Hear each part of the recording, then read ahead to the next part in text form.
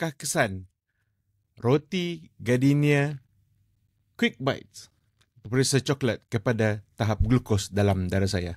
Saya akan makan roti 50 gram ni dan selepas 2 jam kita akan lihat apakah bacaan glukos dalam darah saya melalui CGM monitor, continuous glucose monitor yang saya ada dekat lengan ni.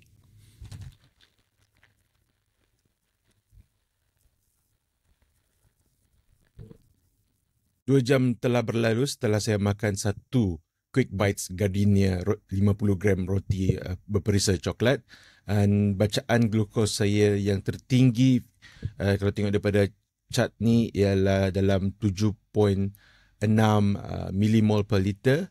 So ada peningkatan dalam hampir 3 millimol untuk satu roti Gardenia Quick Bites yang saya makan. Apa lagi makanan yang patut saya cuba di masa akan datang? Komen dekat bawah so saya boleh try makanan tu.